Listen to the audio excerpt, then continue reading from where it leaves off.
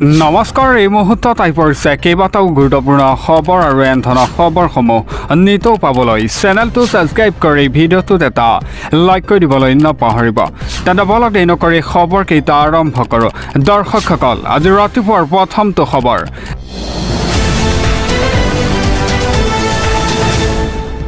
ৰাজ্যৰ লাখ লাখ লোকৰ একাউণ্টত শীঘ্ৰেই সোমাব ধন। পিএম কিষাণৰ ধন লাভ কৰি থকা কৃষকসকলৰ তালিকাত কিদৰে চাব নাম। ঘৰতে বহি মোবাইলতেই নাম চাবলৈ আপুনি কি কৰিব, সবিশেষ চাওক এই ভিডিঅ'ৰ যোগেদি।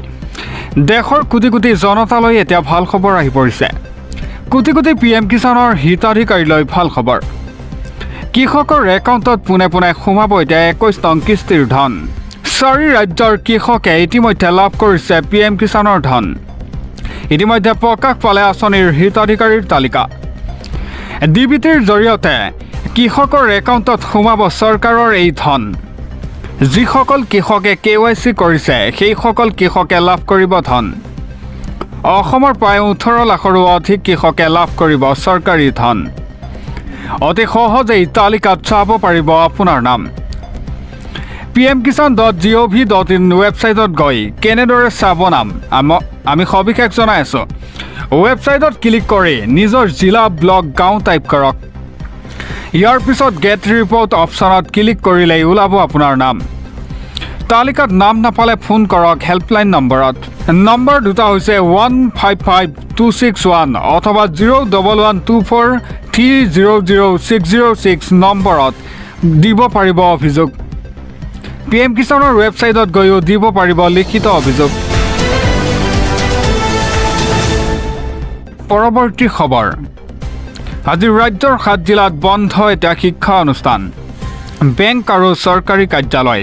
কোন 7 জিলাত প্ৰশাসনে ল'লে ডাঙৰ সিদ্ধান্ত, সবিশেষ জনাই আছোঁ আপোনালোকক। আজি ৰাজ্যৰ 7খন জিলাত স্থানীয় বন্ধৰ ঘোষণা প্ৰশাসনৰ।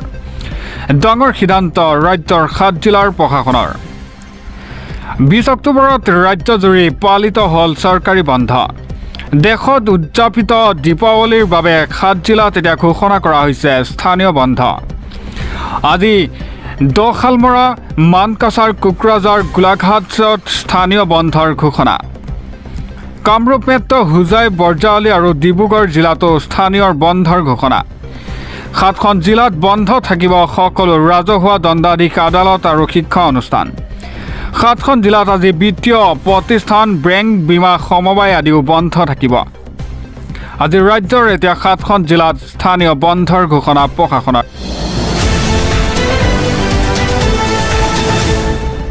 পৰৱৰ্তী খবৰ। ছিংগাপুৰত আৰম্ভ হৈ গ'ল অসম আৰক্ষীৰ SIT দলৰ অভিযান। ছিংগাপুৰ আৰক্ষীৰ লগ হৈ এতিয়া হোটেল ইয়টত অভিযান চলাইছে SITয়ে। পোহৰলৈ আহিব এতিয়া ঘটনাৰ বিস্ফোৰক তথ্য।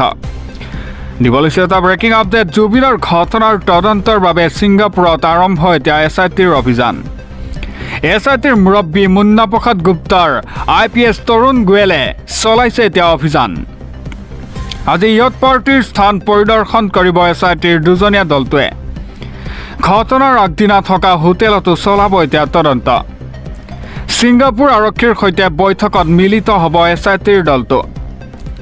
ছিংগাপুৰ আৰক্ষীৰ পৰা সংগ্ৰহ কৰিব ঘটনাৰ প্ৰতিটো তথ্য। ইয়ট হোটেলৰ CCTV ফুটেজ SITয়ে পৰীক্ষণৰ সম্ভাৱনা।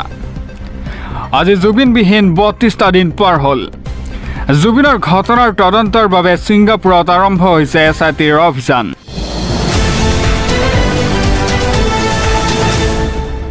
পৰৱৰ্তী খবৰ। এটা ব্ৰেকিং নিউজ। দীপাৱলীৰ দিনাই কালমানিশা নামি আহিল ৰাজ্যৰ বহু প্ৰান্তত। দোকান ঘৰৰ পৰা বাসগৃহলৈকে চাৰখাৰ হ'ল লাখ লাখ টকাৰ সম্পত্তি। আতচবাজীৰ ফিৰিঙনিয়ে ল'লে এতিয়া কালৰূপ। দিবলৈছে এটা ব্ৰেকিং আপডেট। দীপাৱলীৰ দিনাই ৰাজ্যৰ প্ৰান্তে প্ৰান্তে ভয়ংকৰ অগ্নিকাণ্ড। গোৱালপাৰাৰ ৰঙাজানত একেলগেই জ্বলিল 10খনকৈ দোকান।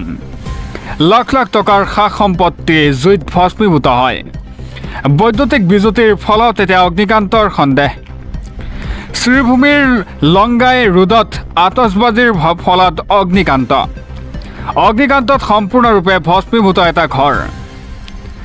বিলাসীপাৰাতো অগ্নিকাণ্ডৰ ফলত ক্ষতি হয় প্ৰায় 10 লক্ষাধিক টকাৰ সম্পত্তি। গেছ চিলিণ্ডাৰ পৰা উৎপাত হোৱা জুইত ভস্মীভূত হয় বাসগৃহ দীপাৱলীৰ দিনা এতিয়া ৰাজ্যৰ প্ৰান্তে প্ৰান্তে ভয়ংকৰ অগ্নিকাণ্ড গোলাঘাটৰ ৰঙাজানত একেলগেই জ্বলিল এতিয়া 10খনকৈ দোকান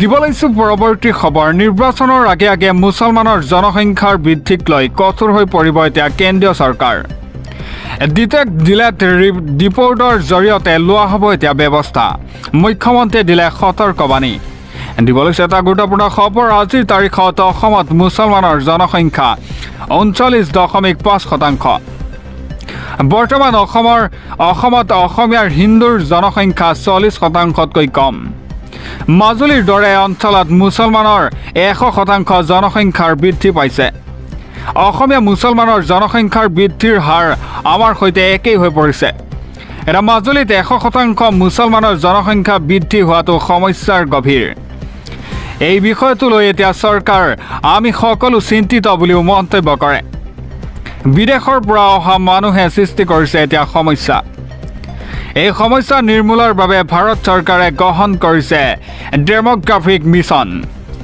কঠোৰ এতিয়া 3D নীতিৰে লোৱা হ'ব ব্যৱস্থা যাৰ লক্ষ্য হ'ব ডিটেক্ট ডিলেট ৰিপৰ্ট মুছলমানৰ জনসংখ্যা বৃদ্ধিক লৈ মুখ্যমন্ত্ৰীৰ এই ডাঙৰ ঘোষণা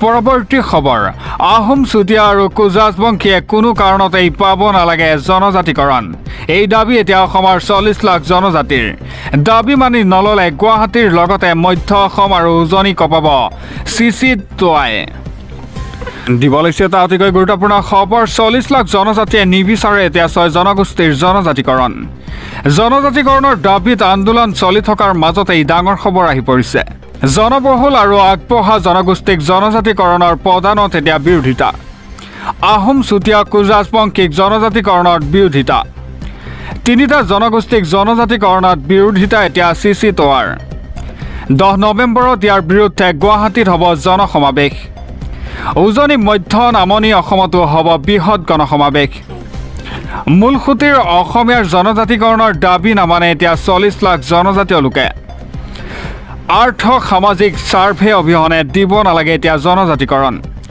আহোম চুতীয়া কোজাজবংশী পিছপৰা বুলি দিব লাগিব প্ৰমাণ এই তিনি গোষ্ঠীয়ে জনজাতিকৰণ পালে জনজাতিকৰণৰ বহু ক্ষতি হ'ব মৰাণ মটকৰ ক্ষেত্ৰত আমাৰ সহযোগিতা আছে বিৰছা মুণ্ডাৰ বংশধৰ চাউতাল খাৰিয়া মুণ্ডাৰ প্ৰতিও আছে সমৰ্থন আন্তঃৰাজ্যিক বাধা আঁতৰাই তেওঁলোকক এছটিৰ মৰ্যাদা দিব লাগে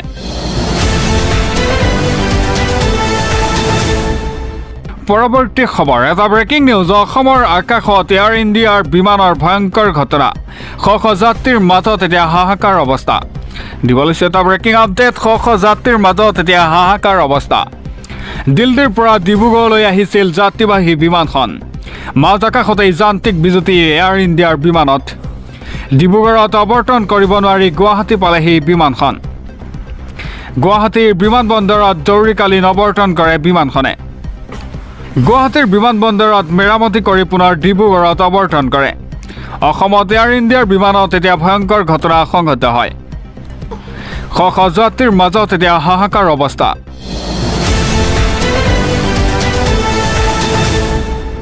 পৰৱৰ্তী খবৰ আপুনিও লাভ কৰা নাই নেকি অৰুণোদয় ধন লাভ নকৰা মহিলাই অভিযোগ দিলে ইয়াকো পাব ধন লিখি ৰাখক হেল্পলাইন নম্বৰ জানক এতিয়া সবিশেষ দিব লৈছে এটা অতিকৈ গুৰুত্বপূৰ্ণ খবৰ অৰুণোদয় ধন নোপোৱা মহিলাৰ বাবে ডাঙৰ খবৰ আহি পৰিছে 7 অক্টোবৰত আপুনিও একাউণ্টত লাভ কৰা নাই নেকি ধন নোপোৱা সকলৰ বাবে চৰকাৰৰ হেল্পলাইন নম্বৰ মুকলি কৰে সমস্যা নাইকিয়া কৰিবৰ বাবে থাকিব এতিয়া সুকীয়া অৰুণোদয় হেল্প ডেস্ক ধন নোপোৱা সকলে পোনপটীয়াকৈ দিয়ক অভিযোগ ৰাজ্যৰ বিত্তীয় বিভাগে মুকলি কৰিলে হেল্পলাইন নম্বৰ টোল ফ্ৰীৰ নম্বৰটো হৈছে 1800202626 অৰুণোদয় ধন নোপোৱা মহিলাৰ বাবে এইটো এটা ডাঙৰ খবৰ আপোনালোকে এই নম্বৰত অভিযোগ দিব পাৰিব ধন নোপোৱা সকলৰ বাবে চৰকাৰে হেল্পলাইন নম্বৰ মুকলি কৰিলে পৰৱৰ্তী খবৰ কেনেকুৱা হ'ব এতিয়া জুবিন ক্ষেত্ৰত জুবিন গাৰ্গক জীয়াই ৰখাৰ বাবে সকলো জুবিন সামগ্ৰী সোণাপুৰতেই ৰখা হ'ব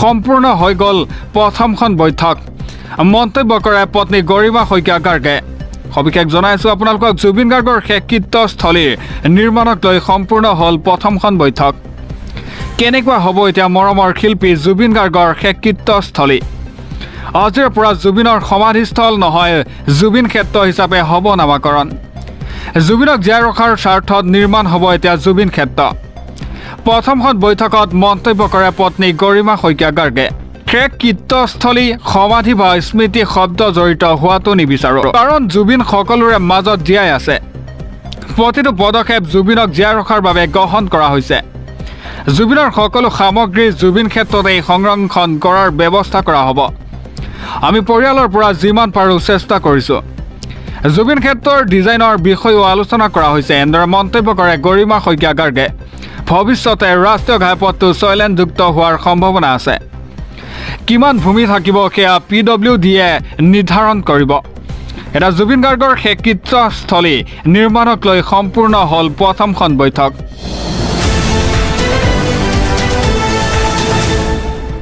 পৰৱৰ্তী খবৰ টিকেট কটা যাব এতিয়া বিজেপিৰ বহু বিধায়কৰ নপুৰণি নেতাৰ কথা বিবেচনা কৰিছে এতিয়া ৰাজ্যিক বিজেপিয়ে ৰাজ্যিক বিজেপিৰ সভাপতিৰ ডাঙৰ মন্তব্য দিব লৈছে এটা ব্ৰেকিং আপডেট ২৬ৰ নিৰ্বাচনত টিকেট নাপাব এতিয়া বিজেপিৰ বহু বিধায়কে নপুৰণি নেতাৰ কথা বিবেচনা কৰিছে এতিয়া বিজেপিয়ে সফল বিফল বিধায়কৰ প্ৰথমটো সমীক্ষা সম্পূৰ্ণ এতিয়া বিজেপিৰ জনপ্ৰিয় নতুন নেতাই লাভ কৰিব এতিয়া বিজেপিৰ টিকট সমষ্টি সলনি হ'ব লাগে অগ্ৰপ বিজেপিৰ নিৰ্বাচনৰ টিকটক লৈ ৰাজ্যিক সভাপতিৰ ডাঙৰ ঘোষণা ২৬ৰ নিৰ্বাচনত এতিয়া টিকট নাপাব বিজেপিৰ বহু বিধায়কে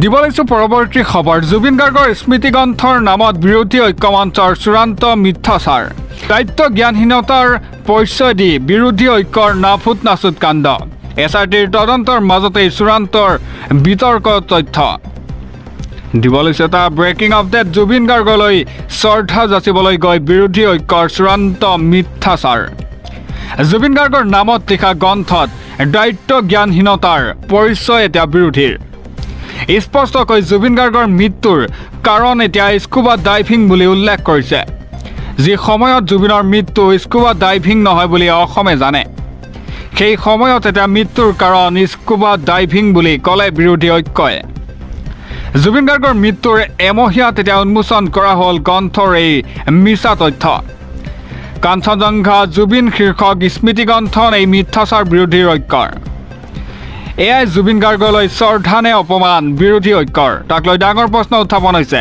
দীঘলী পুখুৰীত গ্ৰন্থ উন্মোচন কৰিছিল বুদ্ধিজীৱী দত্ত হীৰেণ গোহাঁই গ্ৰন্থখনৰ সম্পাদনা কংগ্ৰেছৰ নেতা বেদব্ৰত বৰা জুবিনৰ মৃত্যুক লৈ SRTৰ তদন্তৰ মাজতেই চূড়ান্ত বিতৰ্কিত তথ্য বিৰোধীৰ জুবিন গাৰ্গলৈ শ্ৰদ্ধা যাচিবলৈ গৈ বিৰোধী ঐক্যৰ চূড়ান্ত মিথ্যাচাৰ জুবিন গাৰ্গৰ নামত লিখা গ্ৰন্থৰ দায়িত্ব জ্ঞানহীনতাৰ পৰিচয় এতিয়া বিৰোধীৰ